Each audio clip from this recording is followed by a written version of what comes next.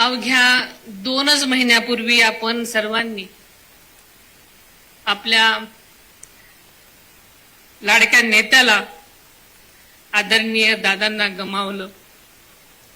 आज त्या पार्श्वभूमीवर बारामतीची ही विधानसभा मतदारसंघाच्या पोटनिवडणुकीची उमेदवारी आज अर्ज दाखल करत आहे।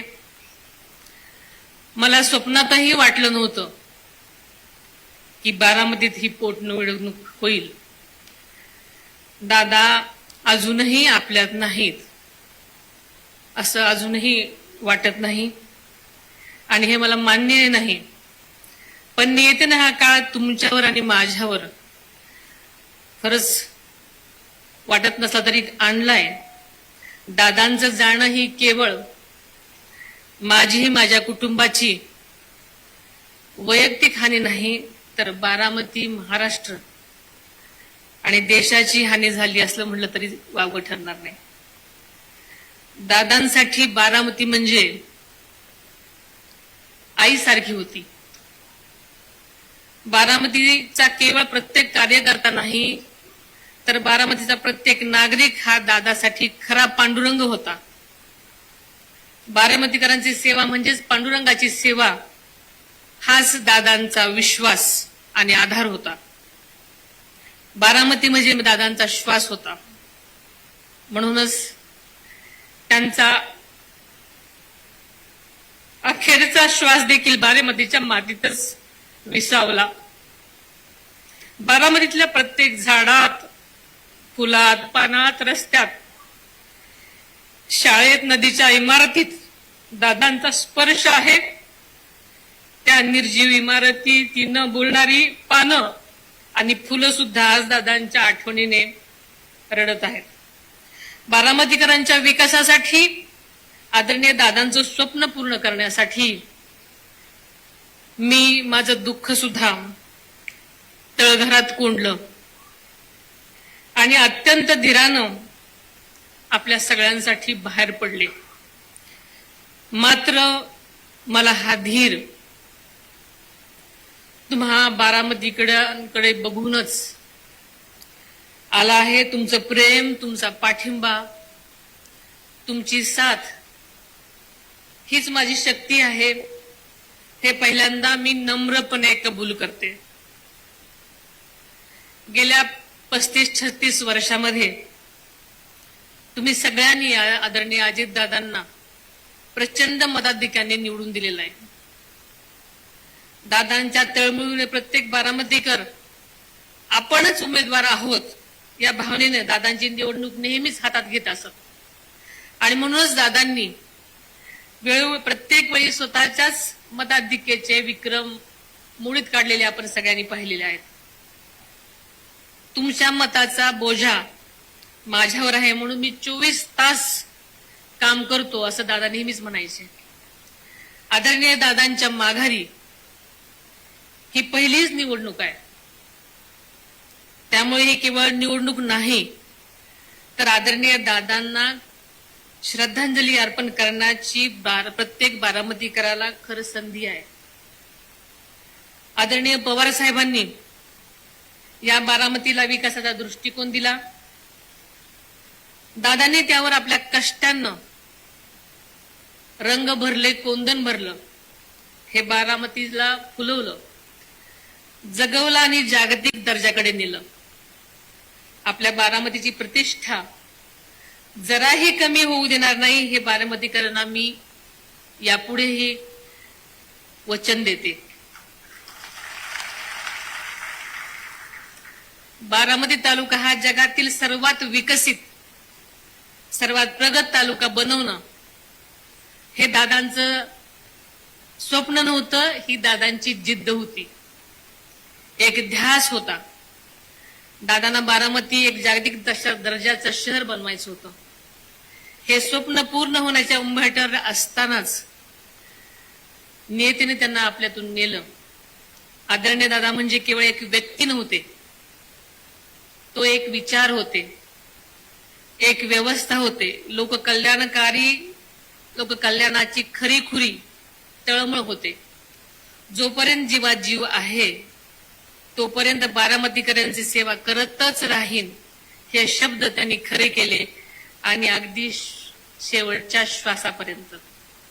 दादांची जागा कुणीच घेऊ शकत नाही हे तरी बार सत्य आपल्या सगळ्यांना माहिती आहे. पण त्यांच्या विकासाच्या विचारांना पुढे नेण्याचा निर्धार मात्र मी केला आहे. दादा शब्दाला जागणारे होते. दादांचा एकही शब्द खाली पडू देणार नाही. दादांना साक्षी ठेवूनच मी तुम्हाला हेही वचन देते.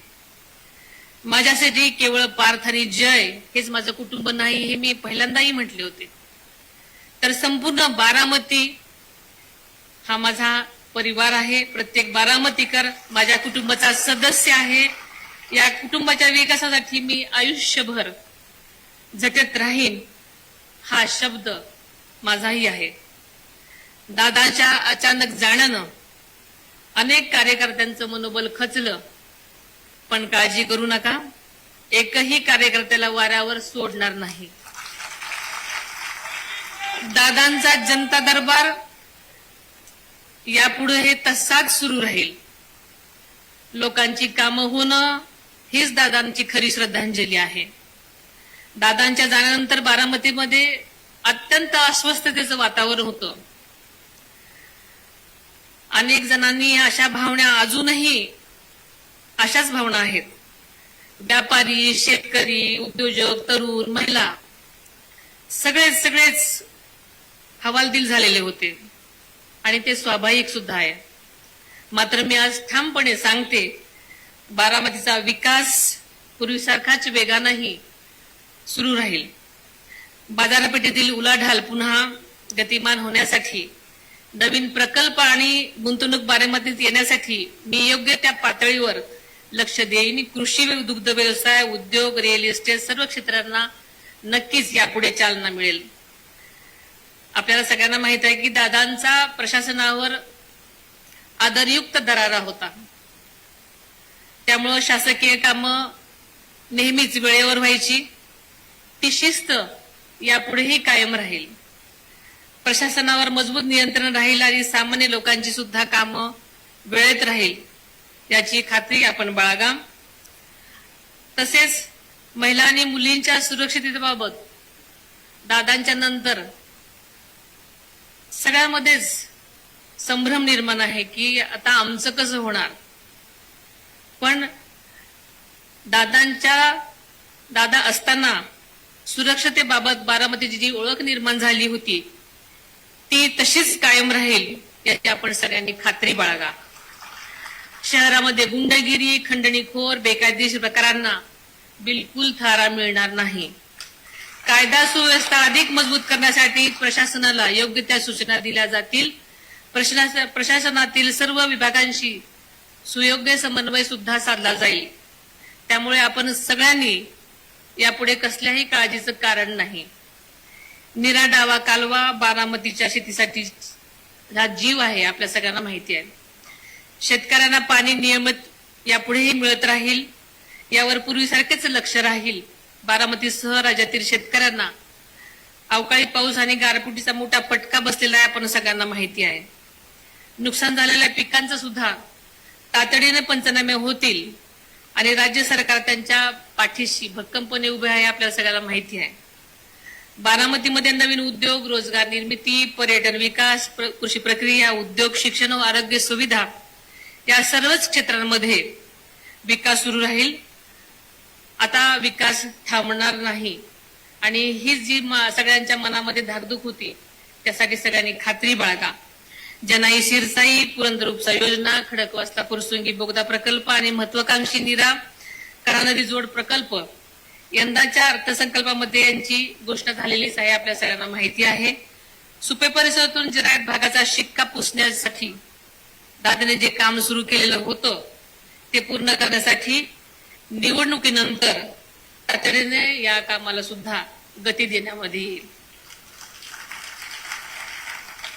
देशाचे पंतप्रधान आदरणीय नरेंद्रजी मोदी साहेब, गृहमंत्री माननीय श्री अमितजी शाह साहेब मुख्यमंत्री माननीय देवेंद्रजी फडणवीस साहेब, उपमुख्यमंत्री माननीय एकनाथजी शिंदे साहेब आणि मंत्रिमंडळातील सर्वच सहकाऱ्यांचा मला भक्कम पाठिंबा आहे. आपण तुम्ही सगळ्यांनी आता प्रत्यक्ष पाहिलेलंच आहे. त्यामुळे कोणत्याही विकास कामाची गती व गुणवत्ता यापुढे कमी होऊ देणार नाही हे आपल्याला आश्वासन देते. शिवशाहू फुले आंबेडकरांची विचारधारा ही महाराष्ट्राची ओळख आहे. आदरणीय पवार साहेब आणि दादा यांच्या प्रगतिशील विचारांचा वारसा सांभाळत मी उर्वरित आयुष्य सतत काम करत राहीन. माझ्या लग्नापूर्वीपासूनच मला सामाजिक कार्याचा वारसा जरी लाभला असला तरी 4 वेळा मुख्यमंत्री राहिलेल्या आदरणीय पवार साहेबांची सून म्हणून आणि 6 वेळा उपमुख्यमंत्री राहिलेल्या अजितदादांची पत्नी म्हणून मी गेल्या 40 वर्षात पवार परिवाराची काळजी घेतलेली आहे. आता बारामतीसह राज्याच्या जनतेची सुद्धा काळजी घेण्याची शक्ती मला मिळावी अशी ईश्वराकडे प्रार्थना करते.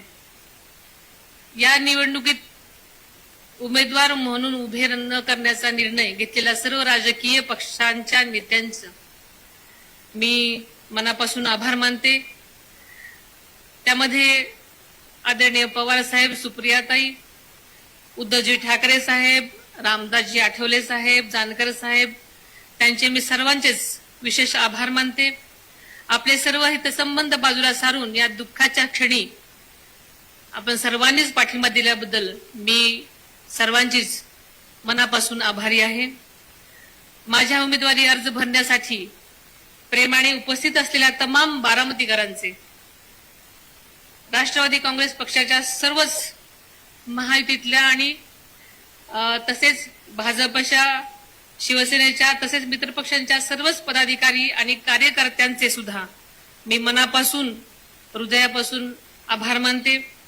ही लोकशाही आहे, त्यामुळे प्रत्येकाच्या मताचा मी आदर करते. मला खात्री आहे जरी ही निवडणूक झाली तरी तुम्ही सर्वजण माझ्या पाठीशी ठामपणे उभे राहाल. तुम्ही माझ्यावर दाखवलेला विश्वास कधीही पोल ठरू देणार नाही. बारामती माझ्यासाठी केवळ एक मतदारसंघ नाही, म्हणजेच बारामती दादांचं स्वप्न आहे. बारामती म्हणजे आपला विश्वास आहे. बारामती म्हणजे माझ्या आयुष्याची ओळख आहे आणि बारामतीचा विकास हाच यापुढे माझा ध्यास आहे. दादा गेले पण त्यांनी जे पेरलं ते या मातीत खोल रुजलेलं आहे. त्या बीजातून उगवणारं विकासाचं झाड आपण सर्वांनी मिळून जगवायचं आहे, वाढवायचं आहे. बारामतीच्या आणि राज्याच्या विकासासाठी मी नेहमीच कटिबद्ध असेन. आता ही निवडणूक खरी तर माझी नसून ही निवडणूक बारामतीकरांची आहे आणि बारामतीकरांचं दादांवर किती प्रेम आहे हे मी जास्त सांगायला नको. त्यामुळे ही सगळी निवडणूक बारामतीकरांनी आपल्या हातात घेतलेली आहे. त्यामुळे बारामतीकर नक्कीच त्या निवडणुकीमध्ये काय करायचं त्यांनी ठरवलेलं आहे. त्यामुळे नक्कीच तुम्ही मला जशी दादांना साथ देत आलेला आहात त्यापेक्षाही मला काकांभर जास्त साथ द्याल अशी अपेक्षा बाळगते.